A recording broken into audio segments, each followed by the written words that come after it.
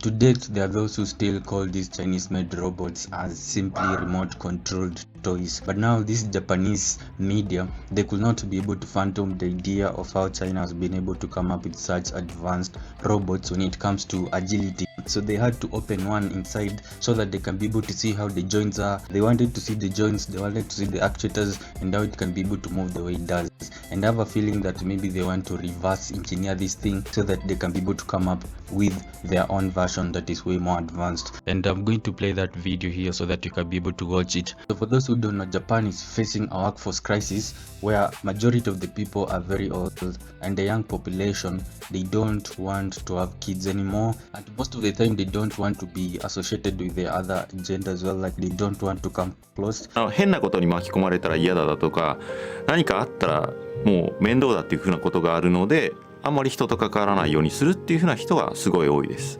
Most of them prefer to goon. Actually, majority of the people that side, they prefer to goon rather than being in bed with someone else. I think they just sort of like have this sort of fear. I don't know, there's a documentary that I was watching about the same, how most of them prefer to buy these advanced toys that they can be able to use, or some will go to the point of buying some sort of like robots that can be able to provide some of these services rather than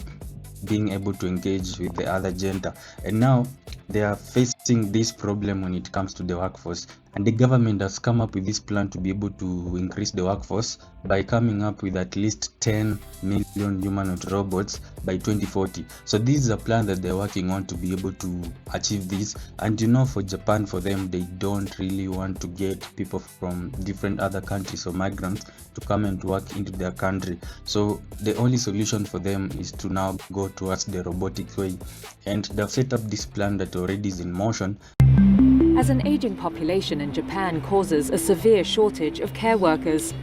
researchers hope AirRack can ease the problem. And now majority of the company that side are trying to learn how they can be able to do this, and one way of course is learning how China has been able to do it, and by reverse engineering this thing they can be able to know how the Chinese are able to do it, how they have been able to come up with these advanced robots when it comes to agility. And given that Japan themselves, they don't face any ban when it comes to training chips and all that, they could be able to get some sort of way advanced chips, and this will help them to be able to train their robots when it comes to being able to do a lot of stuff on their own, like autonomously. Because if you have access to advanced chips, then training your robots to be able to do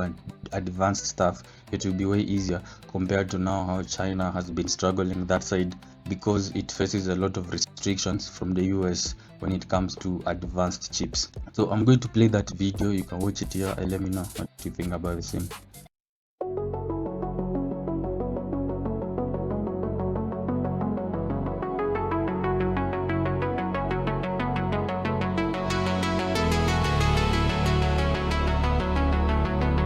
すでに中国のロボット開発は見せるだけという段階を超えてきているようです。今回の分解を通じて